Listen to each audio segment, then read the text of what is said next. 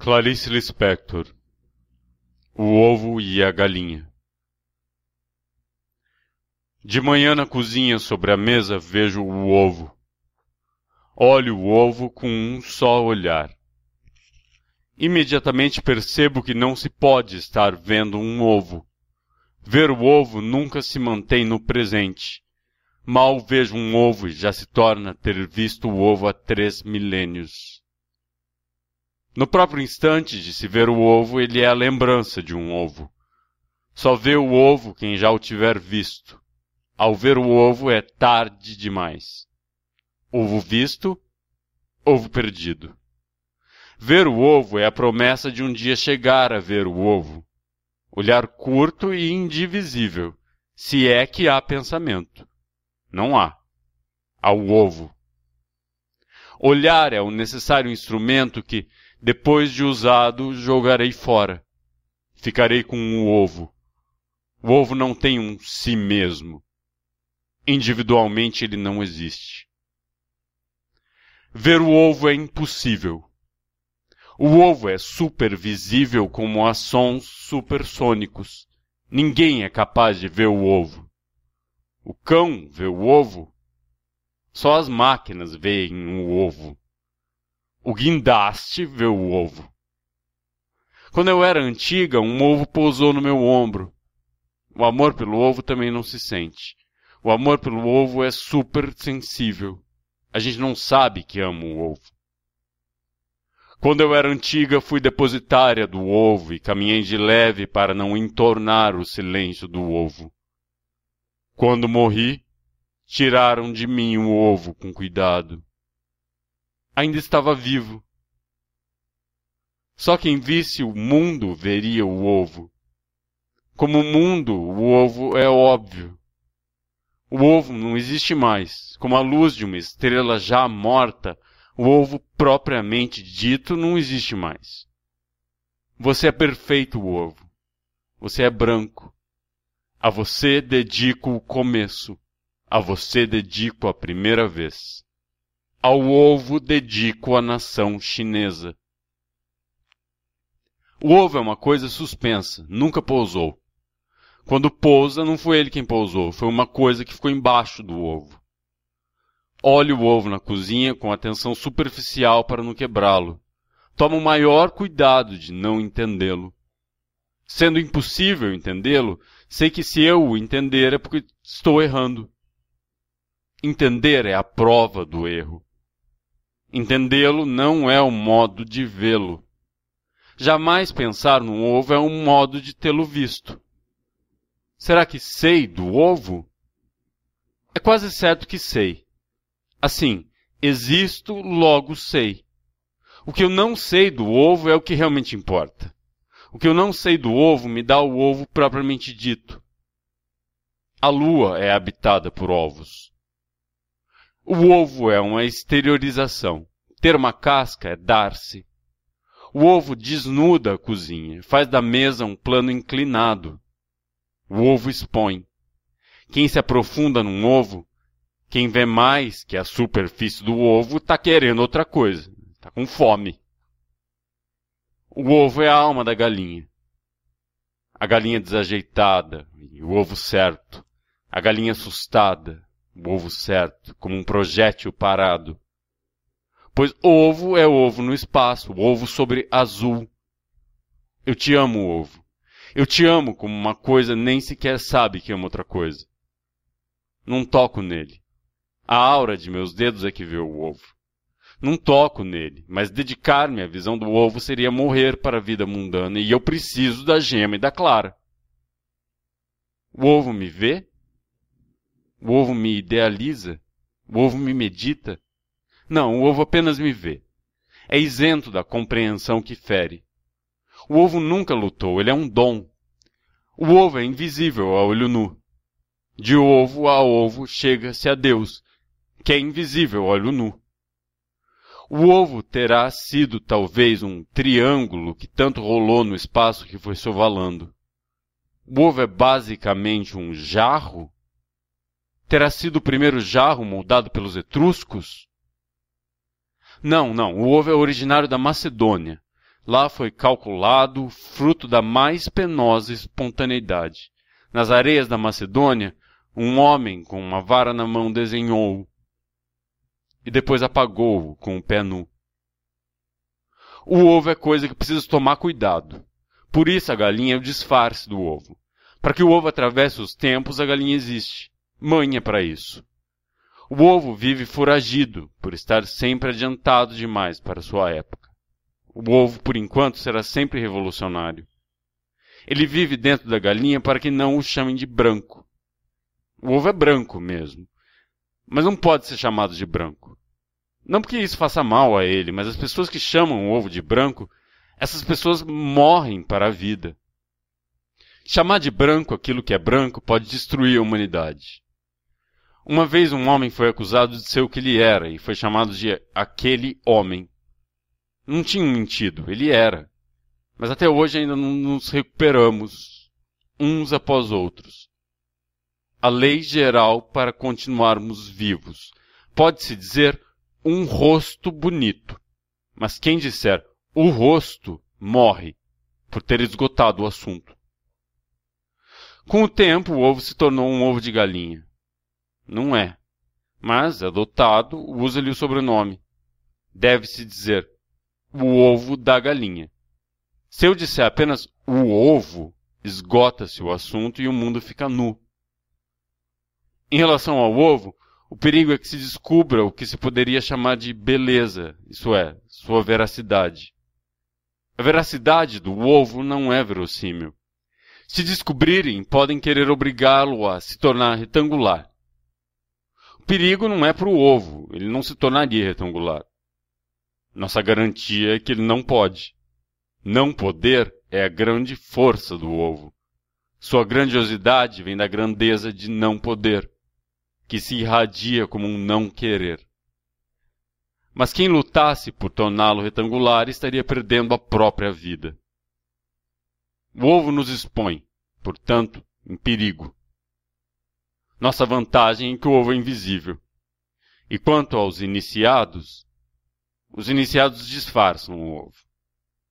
Quanto ao corpo da galinha, o corpo da galinha é a maior prova que o ovo não existe. Basta olhar para a galinha para se tornar óbvio que o ovo é impossível de existir. E a galinha? O ovo é o grande sacrifício da galinha. O ovo é a cruz que a galinha carrega na vida. O ovo é o sonho imaginável da galinha. A galinha ama o ovo. Ela não sabe que existe o ovo. Se soubesse que tem em si mesmo o ovo, perderia o estado de galinha. Ser galinha é a sobrevivência da galinha. Sobreviver é a salvação. Pois parece que viver não existe. Viver leva à morte. Então o que a galinha faz é estar permanentemente sobrevivendo.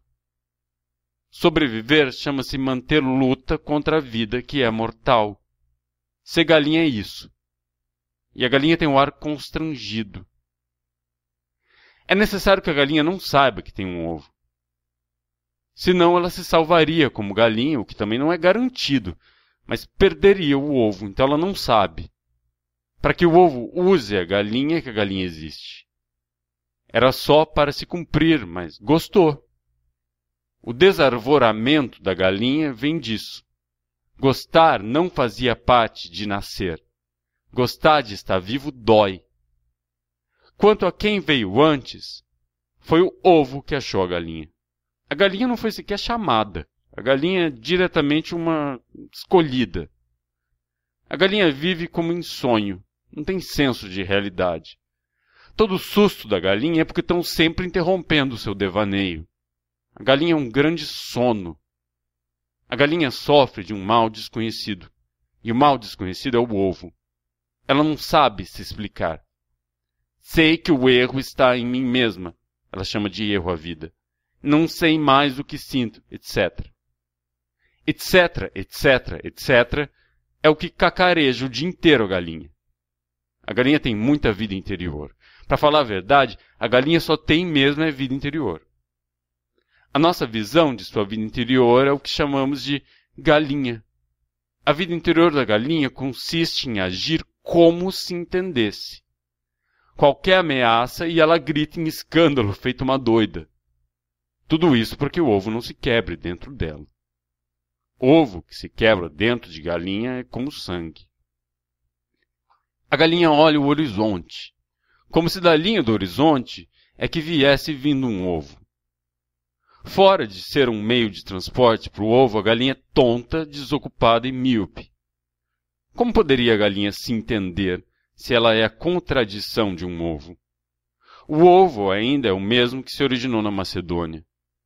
A galinha é sempre tragédia mais moderna. Está sempre inutilmente a par. E continua sendo redesenhada. Ainda não se achou a forma mais adequada para uma galinha. Enquanto meu vizinho atende o telefone, ele redesenha com um lápis distraído a galinha. Mas para a galinha não tem jeito. Está na sua condição não servir a si própria. Sendo, porém, o seu destino mais importante que ela, e sendo o seu destino o ovo, a sua vida pessoal não nos interessa. Dentro de si a galinha não reconhece o ovo, mas fora de si também não o reconhece. Quando a galinha vê o ovo, pensa que está lidando com uma coisa impossível. É como um coração batendo, com o coração batendo tanto. Ela não o reconhece. De repente eu olho o ovo na cozinha e vejo nele comida. Não o reconheço e meu coração bate. A metamorfose está se fazendo em mim. Começo a não poder mais enxergar o ovo. Fora de cada ovo particular, fora de cada ovo que se come, o ovo não existe. Eu já não consigo mais crer num ovo. Estou cada vez mais sem força de acreditar. Estou morrendo. Adeus. Olhei demais um ovo e ele foi me adormecendo. A galinha não queria sacrificar a sua vida. A que optou por ser feliz. A que não percebia que se passasse a vida desenhando dentro de si como numa iluminura o ovo, ela estaria servindo.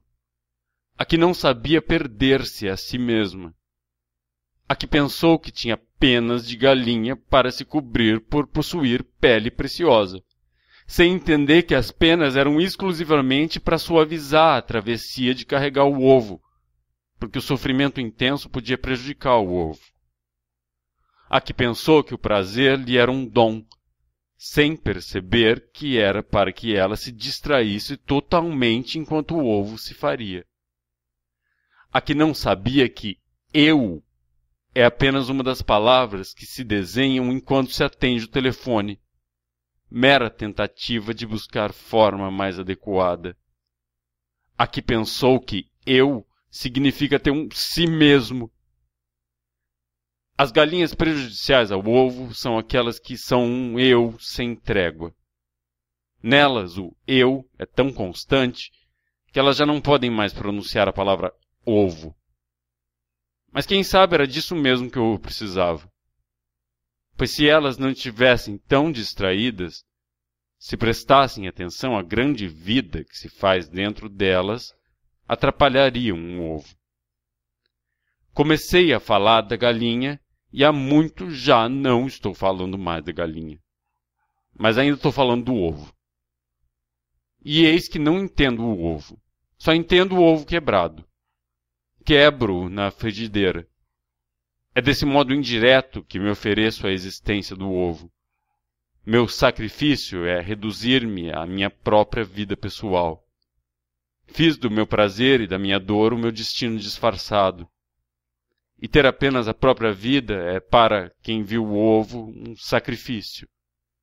Como aqueles que, no convento, varrem o chão e lavam a roupa, servindo sem a glória de função maior. Meu trabalho é o de viver os meus prazeres e as minhas dores. É necessário que eu tenha a modéstia de viver. Pego mais um ovo na cozinha, quebro-lhe a casca e forma. E a partir desse instante exato, nunca existiu um ovo.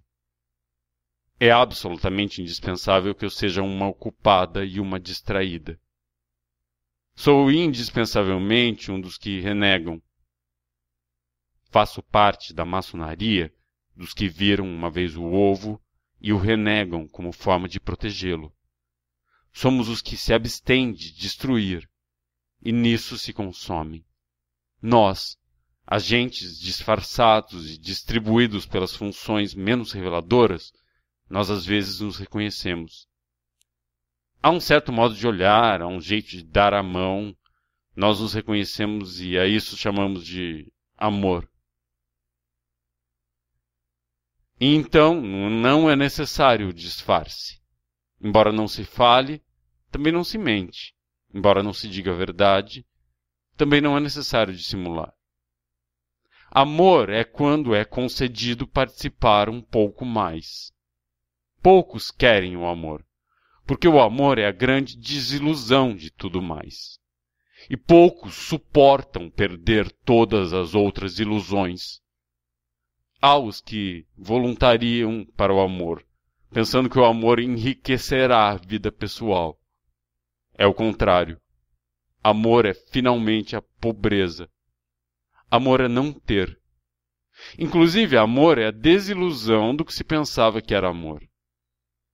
E não é prêmio, por isso não envaidece. Amor não é prêmio. É uma condição concedida exclusivamente para aqueles que, sem ele, corromperiam o ovo com a dor pessoal.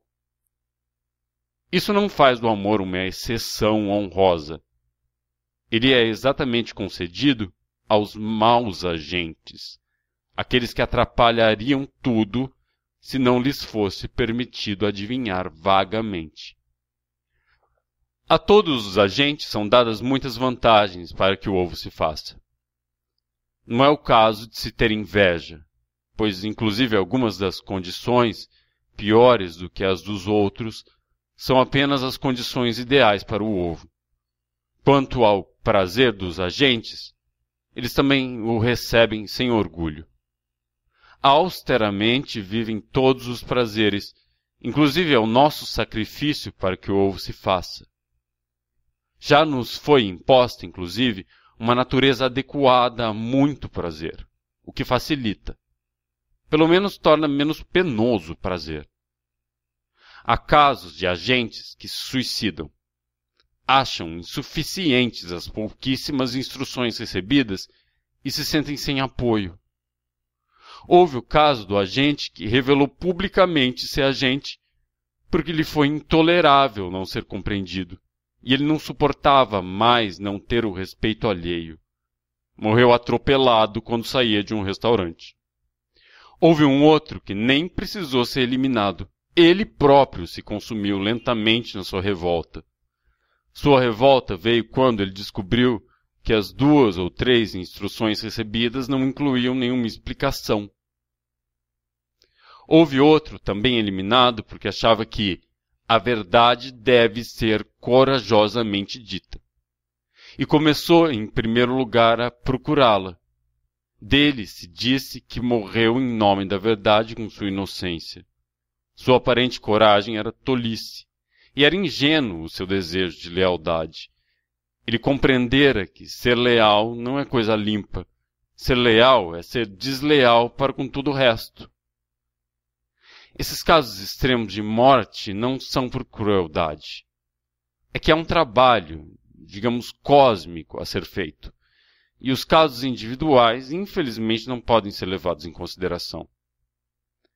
Para os que sucumbem e se tornam individuais, é que existem as instituições, a caridade, a compreensão que não discrimina motivos, a nossa vida humana, enfim. Os ovos estalam na frigideira. E mergulhada no sonho, prepara o café da manhã. Sem nenhum senso de realidade, grito pelas crianças que brotam das várias camas, arrastam cadeiras e comem.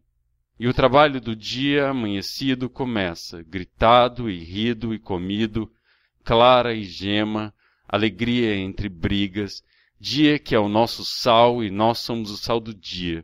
Viver é extremamente tolerável. Viver ocupa e distrai. Viver faz rir.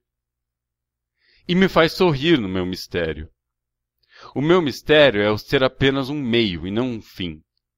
Tem-me dado a mais maliciosa das liberdades. Não sou bobo e aproveito. Inclusive, faço um mal aos outros que, francamente...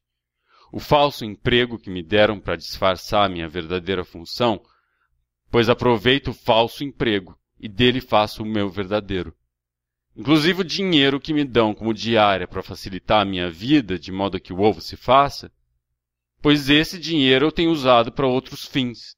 Desvio de verba. Ultimamente comprei ações na Brahma e tô rica. A isso tudo eu ainda chamo de ter a necessária modéstia de viver. E também o tempo que me deram, e que nos dão apenas para que no ócio honrado o ovo se faça, pois tenho usado esse tempo para prazeres ilícitos e dores ilícitas, inteiramente esquecida do ovo. Essa é a minha simplicidade. Ou é isso mesmo que eles querem que me aconteça, exatamente para que o ovo se cumpra? É liberdade ou eu estou sendo mandada? Pois eu venho notando que tudo que é erro meu tem sido aproveitado. Minha revolta é que para eles eu não sou nada, eu sou apenas preciosa. Eles cuidam de mim segundo por segundo, com a mais absoluta falta de amor. Sou apenas preciosa. Com o dinheiro que me dão, ando ultimamente bebendo. Abuso de confiança? Mas é que ninguém sabe como se sente por dentro aquele cujo emprego consiste em fingir que está traindo e que termina acreditando na própria traição. Cujo emprego consiste em diariamente esquecer. Aquele de quem é exigida a aparente desonra. Nem meu espelho reflete mais um rosto que seja meu. Ou sou um agente, ou é a traição mesmo. Mas eu durmo o sono dos justos por saber que a minha vida fútil não atrapalha a marcha do grande tempo. Pelo contrário, parece que é exigido de mim que eu seja extremamente fútil. É exigido de mim, inclusive, que eu durma como um justo. Eles me querem preocupada e distraída. E não lhes importa como. Pois, com minha atenção errada e minha tolice grave, eu podia atrapalhar o que está se fazendo através de mim. É que eu propriamente dita, só tenho mesmo servido para atrapalhar.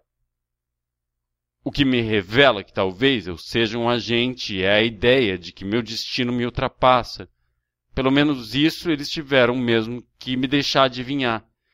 Eu era daqueles que fariam mal o trabalho, se ao menos não adivinhassem um pouco. Fizeram-me esquecer o que me deixaram adivinhar, mas vagamente ficou-me a noção de que meu destino me ultrapassa e de que sou um instrumento do trabalho deles. Mas de qualquer modo era só instrumento que eu poderia ser, pois o trabalho não poderia ser mesmo meu. Já experimentei me estabelecer por conta própria e não deu certo. Ficou-me até hoje essa mão trêmula. Tivesse eu insistido um pouco mais e teria perdido para sempre a saúde.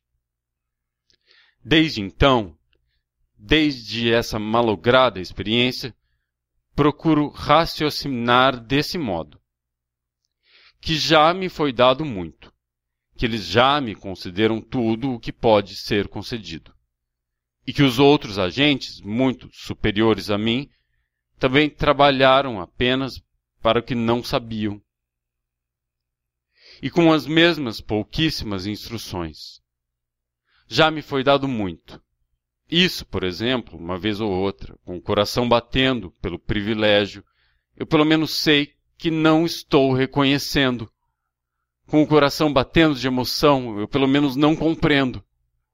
Com o coração batendo de confiança, eu pelo menos não sei. Mas e o ovo? Esse é um dos subterfúgios deles. Enquanto eu falava sobre o ovo, eu tinha esquecido do ovo. Falai, instruíram-me eles. E o ovo fica inteiramente protegido por tantas palavras. Falai muito é uma das instruções. Estou tão cansada. Por devoção ao ovo, eu o esqueci. Meu necessário esquecimento. Meu interesseiro esquecimento. Pois o ovo é um esquivo. Diante de minha adoração possessiva, ele poderia retirar-se e nunca mais voltar. Mas se ele for esquecido, se eu fizer o sacrifício de esquecê-lo, Se o ovo for impossível, então, livre, delicado, sem mensagem alguma para mim, talvez uma vez ainda ele se locomova do espaço até essa janela que desde sempre deixei aberta, e de madrugada baixe no nosso edifício, sereno até a cozinha, iluminando-a de minha palidez.